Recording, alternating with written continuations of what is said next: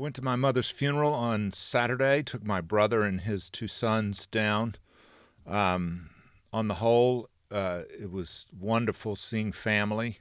Women I've listened to, she's certainly way up there among the most important, next to my wife, my mom, my sisters, my daughters. One of the great things that I did, had the presence of mind to do, was sit down with my mother, my birth mother, for hours of interviews.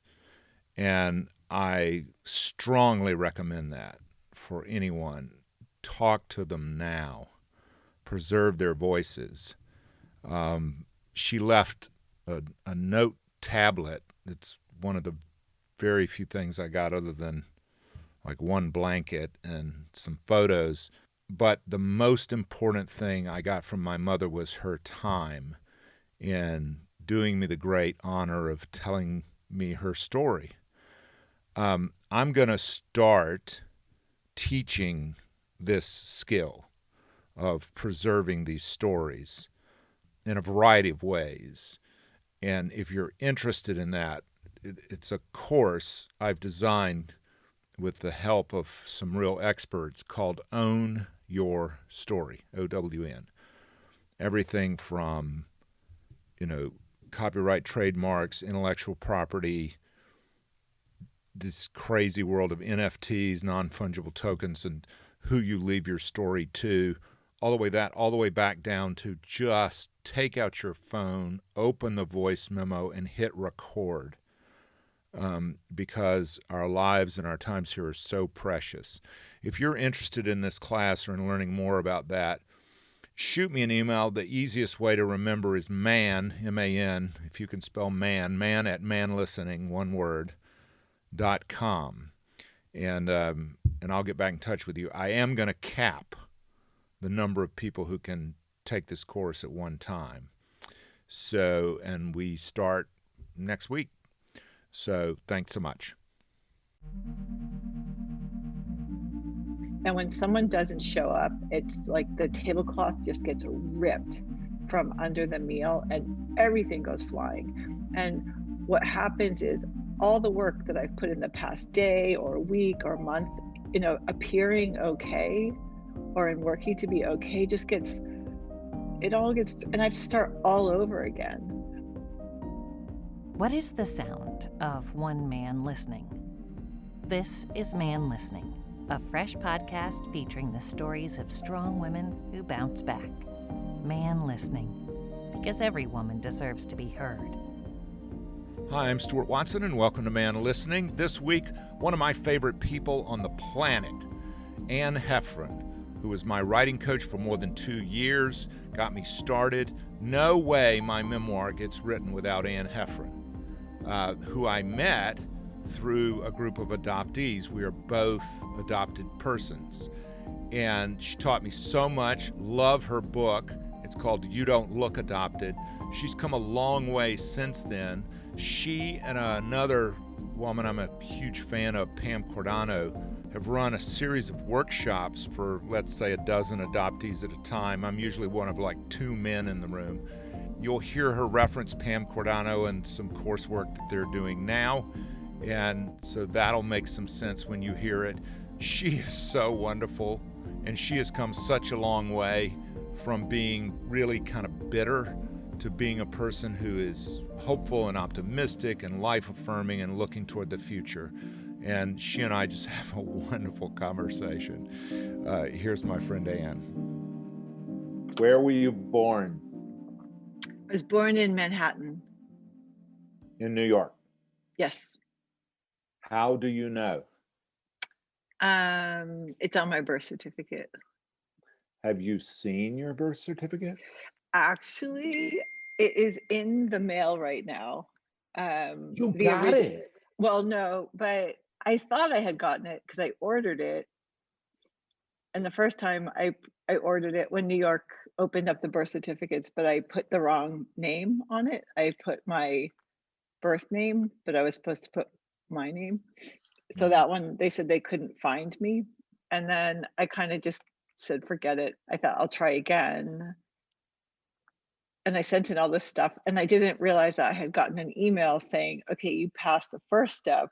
Now you have to do these 4 things. You have to get this document certified. You have to send a picture of your license. You have to send $15 more after the $40 that you already sent. So last week or 2 weeks ago, I went and did that. And I felt extraordinarily proud of myself. And you even have to, I almost forgot to send the self-addressed stamped envelope. Like there's so many things. It's like how many, it's like witches' broomsticks to the Wizard of Oz. How did you feel about having to do all of that? Oh, I felt it was ridiculous. But I also felt, I felt super proud that I had done all the steps. I'd actually followed through and done all the steps. And it seemed, at this point, it just feels like a game. What was your name on your original birth certificate? Do you know what it says? Yeah, it says Sarah Ellen Stenard. Wow. And how I'm not sure how to pronounce it, but when you see that name, I haven't seen it. What do you think of Sarah? Like if you'd have grown up as Sarah. Yeah, no, thank you. You're happy being Anne. I think Sarah's a really pretty name. I think it's a little fluffier than Anne. And I think I grew up into an Anne. Like an Anne is sort of, Anne's the person who, like, you can count on. Anne's the person that will return your library books for you. Like, hey, Anne, do me a solid. More responsible, more dependable. Which actually I'm not really, but I think I was supposed to be those things. Like a good stick you'd use in the garden. I'm just gonna stick an Anne in my garden and grow some peas around her. And Sarah's more like sitting on the porch drinking an iced tea. Sarah wears dresses. It's so weird for foundlings, changelings. Yeah. Because we live out the what if. Like we live the Prince and the Pauper. Yes. We live that. Yes. We live but I now believe that adoptees are aliens. I truly, like, in my guts, I think space aliens, or you said don't say aliens. Are you saying, like that we are as good as aliens. That I believe our brains are significantly changed by loss and relinquishment and adoption, that we are not the same beings as humans that didn't. I think our brains are significantly different, that we are a different species. I think it's my brain, my skin, it's all sort of one thing, but when we're created, we're a series of cells that start folding in on themselves, and they create the nervous system, and they create the brain and the skin, and all of this is happening. And if you're in a body, as so many adoptees are, that's a trauma bath, already you're in a different planet than a lot of people. And then you go from, like, you're the very core of you. I've been doing a lot of classes with Liz Koch. She studies the psoas, and I think she's very interesting. And what she is talks the psoas? The psoas is your deepest abdominal muscle. It's spelled PSOAS. I used to call her the Antichrist because she wrote a book called the psoas book, and her philosophy is that the psoas is part of the nervous system and you shouldn't touch it. And as a body worker, I thought the psoas was a muscle, and I just worked the shit out of it. And then I took her class, and I understand, we would, in workshops, we would work each other's psoas, and then people would show up the next day just looking traumatized. And we thought that meant that trauma was leaving the body. But now what I see is perhaps we put trauma into the body. I'm just starting to learn from her and taking her classes. But this idea that I'm getting from her is that, and I'm going to say it all wrong, but this is what I've gotten so far, is that when we are being created and when the cells are folding, there is a streak of emptiness inside of us, that everything is built around that. And I find that hugely hopeful because I think one of the hardest things as an adoptee is to feel empty and to think that and to link that with hopelessness. But what if we are actually built around emptiness? What if that is our superpower? That and everybody, not just adoptees, but what if the very thing we fear the most, being empty, is actually the thing that could connect us to other people, to ourselves and to other people, if we accept that it's in there instead of saying, see, it's further proof that I'm garbage or worthless because there's nothing in my core. But what if the nothing is space, like this wonderful space?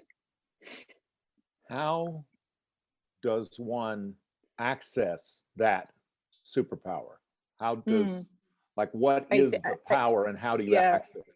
I think it has to do with doing less, lying down on the floor more, and breathing deeply, and actually feeling the body instead of doing anything. One reason I think adoptees are aliens is because it's like our brain and our skin and our nervous system is on fire, or it's completely numb, but we're having a different experience with our body than most people.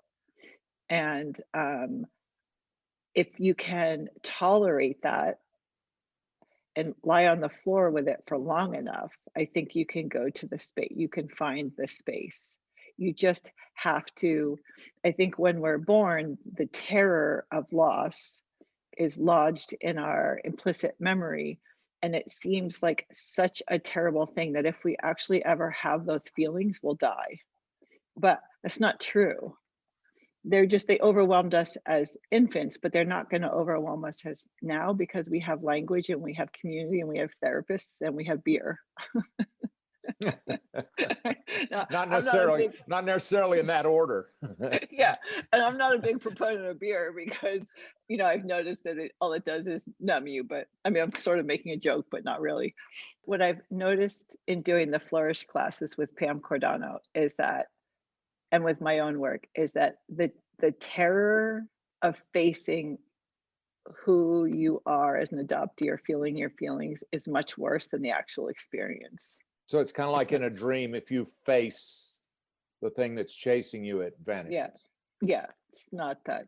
It's just loneliness, fear, you know, another Friday night. Situation normal. Yeah, I'm fucking scared and lonely. Welcome to life.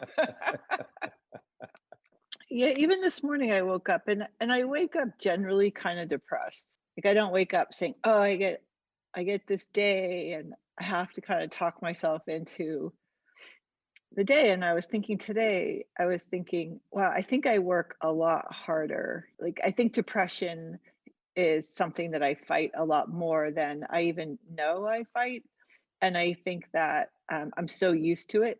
It's like having a car that is kind of rusty and you just got to push the pedal a little harder and you get so used to it. And so if something happens, if a friend says they're going to come over and they don't, it's it's like I've spent all this energy putting a tablecloth on the table, putting a meal on the table, like a lot of energy doing this. And when someone doesn't show up, it's like the tablecloth just gets ripped from under the meal and everything goes flying. And what happens is all the work that I've put in the past day or week or month, appearing okay or in working to be okay, just gets it all gets and I have to start all over again. It's just so exhausting when that happens because it doesn't just happen in the moment of, now this day is really screwed up. It's my whole life is screwed up.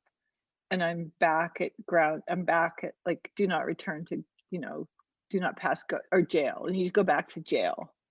And you have to start all over again, pick the stuff off the floor, put the tablecloth back on the table.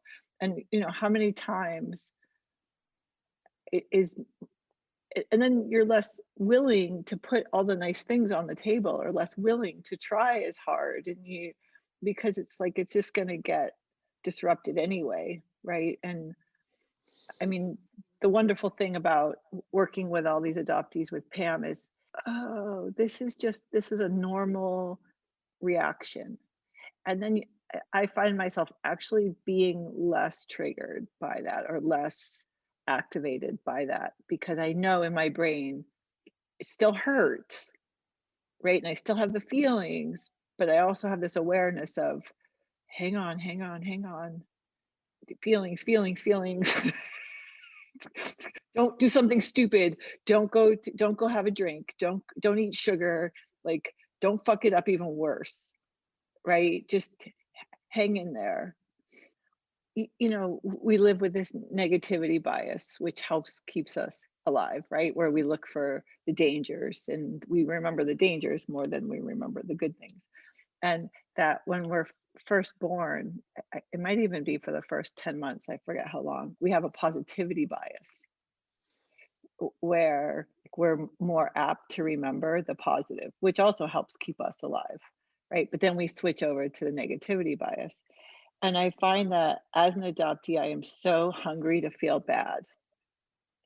And that if there is a situation that makes me feel really bad, I get to ask myself, what do I get out of feeling bad right now? Like, why do I want to feel bad? And often it's just because I like feeling bad. Like that is more, I just want to feel bad. Like if my mom Why do you dies, like it though? I mean, why it's do you like familiar. it? That's home. That's that's the goldfish bowl I live in. It's water that is not really where I don't feel good about myself, where I don't feel safe, where I don't feel wanted. And then so if I had 3 out of my 4 kids, if 3 kids gave me a goldfish bowl with nice water where I'm comfortable and I feel loved, I don't want to be in that bowl, right? I want to be in the shitty bowl because like then I can feel upset, right? Because you're upset also that your mom died. It's like, and it's a complicated kind of upset, right? So it's just easier. I think it's easier to feel shitty than good.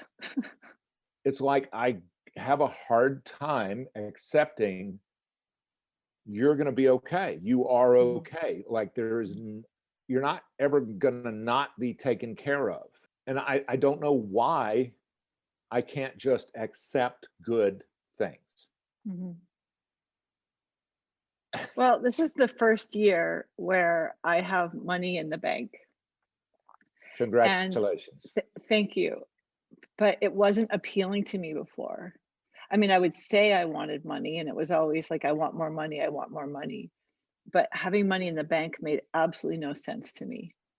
And when I really looked at it, I realized 2 things. I realized I thought money disappeared.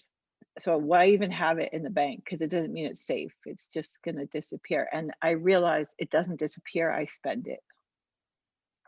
And that that hadn't, like the ownership of that hadn't sunk in. And I think that you could tie that to the mother disappears, right? You could tie that to I didn't feel entirely safe in my house growing up because my brother could come in and like take stuff anytime. But I think it's more that things disappear. And so I had to grow up, right? And then the other thing was to realize that, wow, I really, really like the feeling. Well, I hate it, but I really like the feeling of not being sure be able to eat tomorrow. Like that, to live on that edge of panic is so familiar. And I didn't know what to do with myself when I mean, the first thing I did actually was I spent tons of money on clothes. It was like I was like a hoarder. It was years of not being able to buy the kind of clothes that I wanted. And partly it was COVID, it was fun but I did this weird hoarding, like, I mean, in my book, I wrote about wearing the same pair of underwear for a year in high school. So I bought like, 75,000 pairs of which is of course an exaggeration. And I still have money. I spent, but I also made sure, like I have an amount in my head. What was crazy was I made an amount that I wanted in the bank that seemed unreasonable. And for me, we're not talking a lot of money. We're talking about just coming out of the bottom of the pool. But I made an amount in my head. It was like I raised the glass ceiling, like this amount is possible. Like aim to have it by the end of the year. And I had it in 6 weeks. Can And you give me that's an idea? Is it too personal to ask, like what that it's not, number is? it's embarrassing how little it is. But tell me. Okay, I'll tell you, $5,000. So That's like $5,000. nothing. Yeah, it's nothing. But for me, it used to be like, do I have less than that? I generally had less. I generally had nothing. Wow. Yeah. So $5,000 to me, it means I can, for a month, like I could eat. So I went from 2,000 to 5,000, right? Like 2,000 was the limit. That was how much I was comfortable. I couldn't bear to have more than $2,000, even though all I wanted was money. And now I'm at 5,000, and I have to reacclimate and shoot for more, because that's as much as I can bear right now. Like that's as much comfort. Is it that I don't deserve to have more than that? Is it self-sabotage, or? It's that then I'm a real person. I'm safe in the world. Like, what the hell am I going to do if I'm not worried about my safety? Really, like, what am I going to do with that energy? I can't even, I don't want to be that person. I mean, because if I'm not worried about money, I've been worried about money since since I was like 4, probably. It's so fundamental to my being. And so I don't recognize who I would be if I'm not worried about money. And it sounds like, well, that would be so great, but it's still a loss, right? Then I'm not myself anymore. And it's amazing how much I have to ease into this. If you gave me $1 million right now, I would, I'm not ready yet. So of course I'm not gonna have $1 million, right? And there's something about money that's tied to worth. Well, I feel like I was born an empty piggy bank, right? Like my mother didn't have enough money, or like there wasn't enough to support me. So then these other people bought me.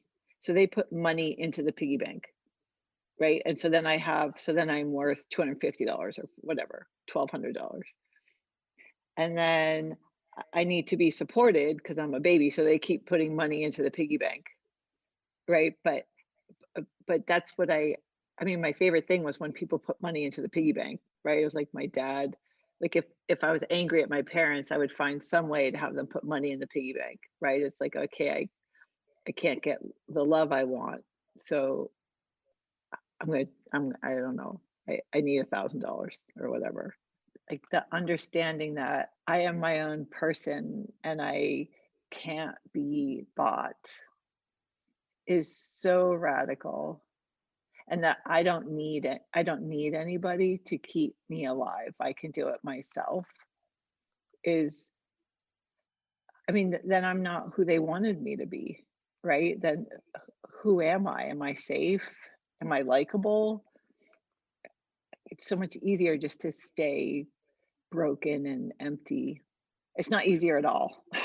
Actually, it's horrible. It just feels easier because I know at least I stayed alive that way. Like if I'm flourishing and flying, how do I know that's safe? I don't have any proof. Yeah, it's so sad. It's exhausting. I think I hustle 24/7. And in the afternoons when I'm losing energy and I can't like perform, I feel terrible. I hate the afternoons because I'm not earning I'm not doing something, and it's a terrible feeling. And I was talking to Pam Cordano about this yesterday because I was telling her, like the more free I feel as an adoptee, the more intense it's like they're coming to the surface, and they're even and I have this really fundamental core belief that at my core I'm so ugly. Like, so if I go out into the world, if I'm with people, I have to keep moving so they don't see the ugliness. And when And I'm by ugly, tired, do you mean physically or do you mean? both physically and everything about me. It's like I just picture this like this muck, like just hideous, like unacceptable, unacceptable. Not anything anyone would like. And I can catch that's why I have to be careful about eating sugar, because if I eat sugar, the after I hit ugly, right? It's like, and ugly means you're a burden on the universe. Like, you better step up your game. Like, you better get a haircut, you better get some new clothes, like you better like, what can you do to be more sparkly? And I think that there is this, I can I can feel it. It's like it's coming to the surface, and I'm finally going to get to see it, and then I'm going to get to see how ridiculous it is. But it's been in there for so long, and it's buried so deep, and my brain really, really believes it's true. And so my brain believes in the hustle. It's like the owner of Spirit Hill Farm was here yesterday, and she said, you seem peaceful. And I told her, I'm just hustling less. It feels like I'm cheating you. It feels like I'm getting away with murder. I don't even notice how hard I work. It feels like I'm not working hard, but I think to anyone else, I'm working really hard. But I'm just not working as hard as I was the first year when I was working all the time. And what did she say when you said that? Yeah, she said, like, you're doing great. The place looks great.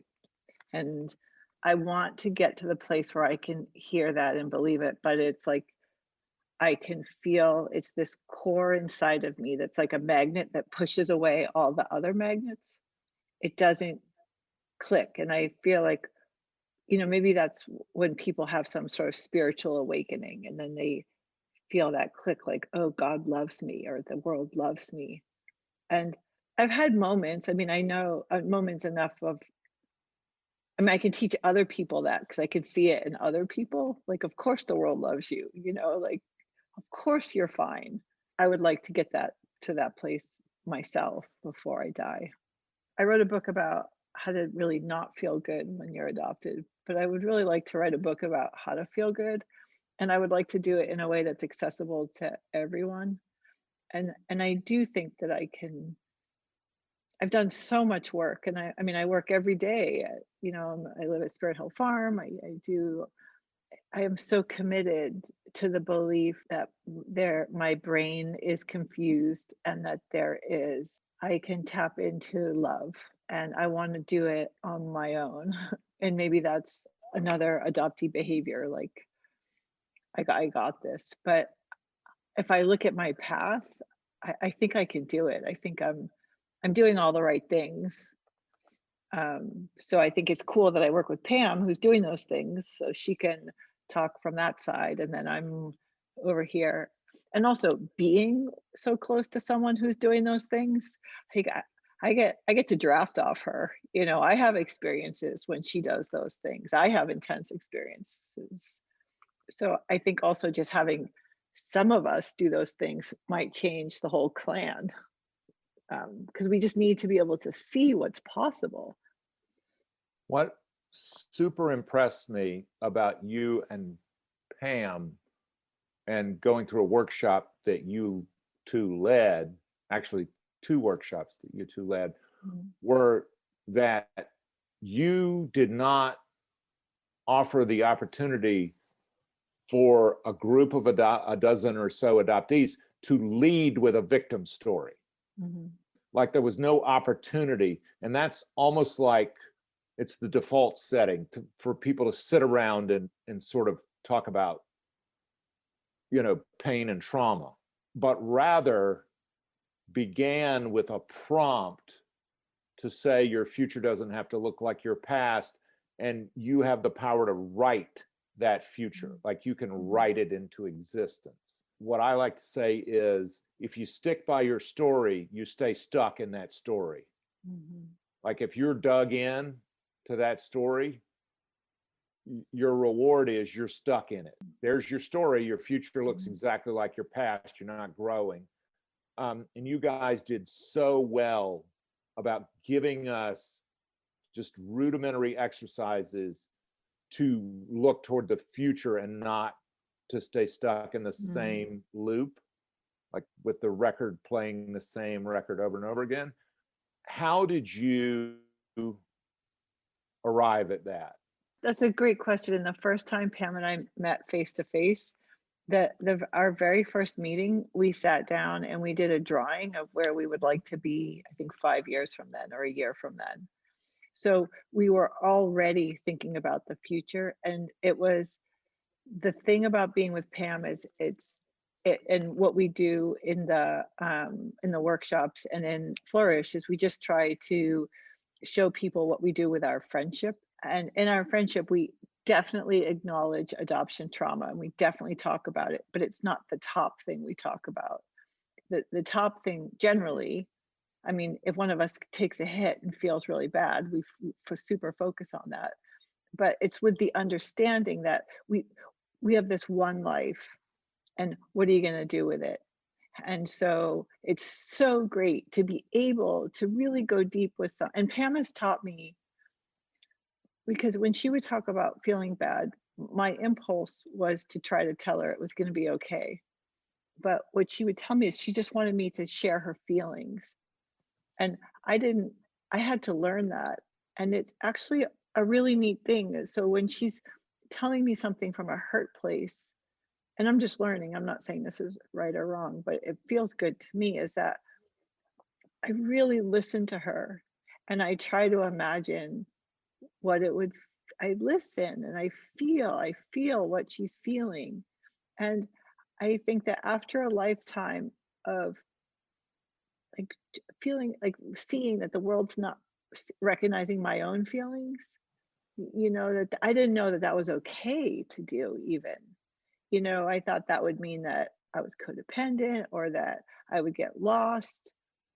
But it's so lovely I don't have to fix her. I just feel and I say, wow, this is horrible, right? And then she does the same thing for me. And to have someone share sit in your feelings and not try to fix them is so incredible. And I see in the adoptee groups, there's this feeling of I should heal, I should change, and there's so much pressure when really just existing and being present for other people in this way is all. It's like I'm learning how to be human instead of a series of defense mechanisms meant to protect my tender heart, which didn't get held or mirrored the way it needed to. I think I live in panic grief. And I think that movie Gravity with Sandra Bullock, the director was trying to create a story about being alone. And so he created a movie about space, because the ultimate vision of being alone would be to be untethered in space. And I would argue that it's more than you miss your mommy. I would argue that you have faced the edge of obliteration, and that there is a moment in between, like I was part of my mother's body and now I'm no longer in that universe, even though that is my universe. So it's so confusing to the brain, like that deep unmoored feeling. I don't see how that would ever go away. I don't see how. I mean, maybe with drugs, if our cells are continually replenishing and dying, maybe it goes away, maybe. But I love that idea of what if I name that feeling of being unmoored in space and being unsafe, because I am going to return to it, right? It's coming back. It's coming back. And so instead of living in terror, I love that. I love that. I want to ask you about something that I'll never feel, and that is being a motherless daughter, a daughter who did not get to breastfeed or bond with her mother. You then became a mother to a daughter who very much lay on you and bonded with you. Mm-hmm. When you gave birth to your daughter, what happened? Like, what did you understand that you would not have understood had you never had a child? When you described that I didn't lay on my mother, and I like felt that when you said it, what first came to my head was I hate everybody. Like I hate humanity. And so I have this umbrella that covers everything, that's this deep mistrust of life and people. And under that umbrella is my individual experience of having a daughter, which was phenomenal. You know, it's like, wow, I am a living being. I did create this being. She is feeding from my body, but there's also a sense of it being surreal. It's my, it's mine and not mine. And I don't think that I would have that same feel. And I think that deeply affects her. Like I'm both there and not there.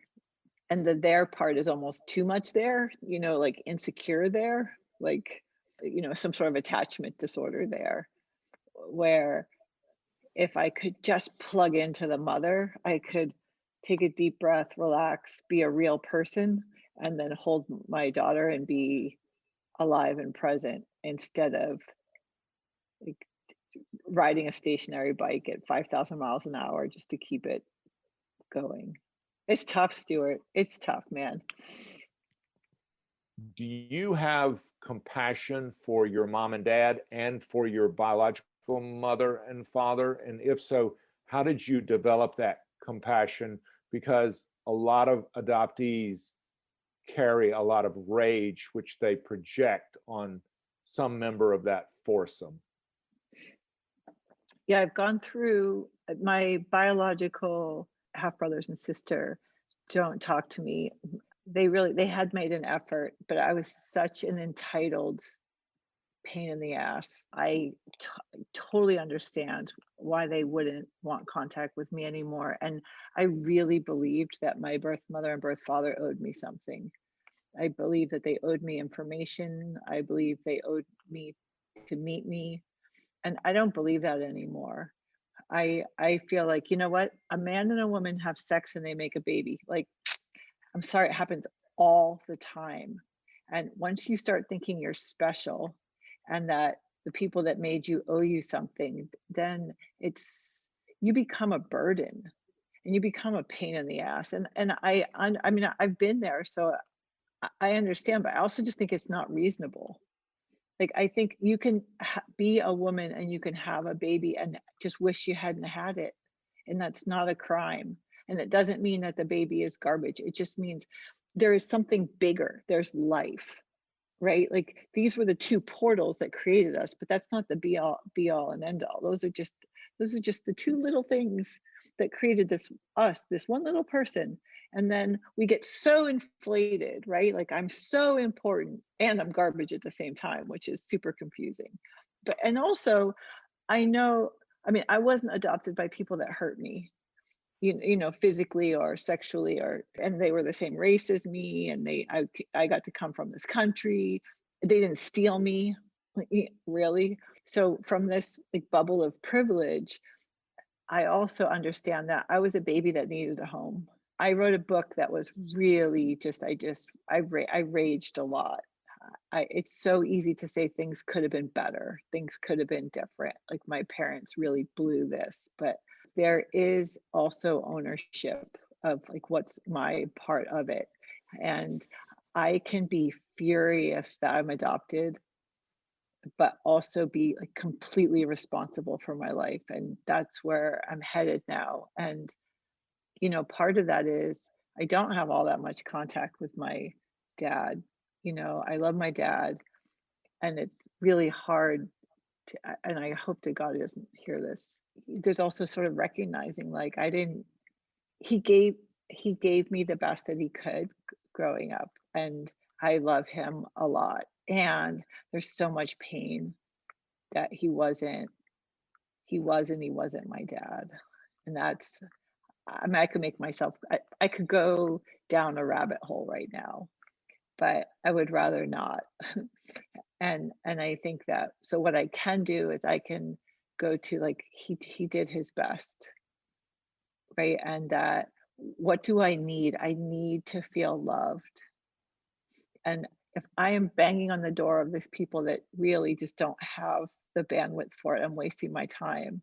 So I can feel loved by myself, and I can feel loved by the people that are in my life now.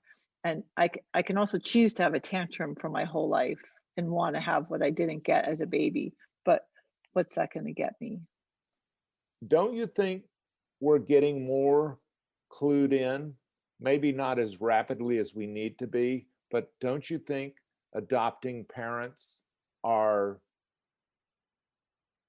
a little more receptive and kind of trying to get clued in? I mean, isn't there a little hope? Yep. I think there is. And Yep. not so defensive? Yep. I mean, so many adoptees are talking that you can't ignore it anymore. There's just so many of us have become verbal. So at the same time, when someone says to me, "You were so lucky," I say, "Yes, I was." yeah. And I say, "Yes, I was." Yeah. I mean, I think I what I've noticed is I needed to have a tantrum for 4 or 5 years. Yeah. And then it just, I'm tired of it. But I think I needed to do it, because it's like all these feelings that you have as a kid and you don't know that you have them. And so it's like, why not rail against the system, and against for a while. But then, like, also life is so short. And once you clean out the bucket, then it's like, now what? What can I do now? Also, I had someone tell me, I think you wrote your book, Stuart, to get it out of your system, that you're going to go on and write other things and do other things, that it wasn't like one be all and end all. Right. And there's no such thing as one memoir. It's very rare that you see people one and done. You can keep telling various parts of the story, and the story kind of keeps going on. You can have the same data set and go back and look at it. Yeah. And your book is the same way. Your book has helped many, many people. And you, Anne Heffron, have helped me and many, many, many people. So I want to say thank you. Thank you. I will never forget our first phone call. So it's like you're talking to a ball of super smart energy, loving energy, and it hasn't changed. God bless you. Thank you for doing this. Thank you for this time. This was super fun. Yeah. Okay. I love you. Love you. Anne Heffron is writing and coaching writers and teaching and mentoring and also managing a farm in Southern California, as you heard her say. I am so grateful and joyous to just know her. I mean, it's not like a sister. It's just like this lifelong friend, this guardian angel. Thank you, Anne. Man Listening is a production of Unmediated LLC in cooperation with the Queen City Podcast Network and Balto Creative Media. Allison Andrews at Andrews Creative and Rachel Clapp-Miller are developmental producers. Sally Higgins at Higgins & Owens tries to keep us legal. Our music is A Day at the Park by the group Pictures of the Floating World. Your announcer is Catherine Smith. That's me. Please go to our Patreon page. You'll find us at patreon.com. Look for Man Listening, one word, no spaces. We hope you'll join us by becoming a member. A small investment can raise up the conversation. If you want exclusive member merch like a t-shirt, we can arrange that too. Thank you to everyone who has supported the concept of Man Listening, uplifting, elevating the resilient stories of powerful women who bounce back. Thanks so much. Don't forget to support us at Patreon. We believe one voice can change the conversation. Click the subscribe button, and next week you'll hear. I wasn't black enough for them. And so, out of my junior high, I when I look back and think about it, I was just terrorized. That's next week on Man Listening. Thanks.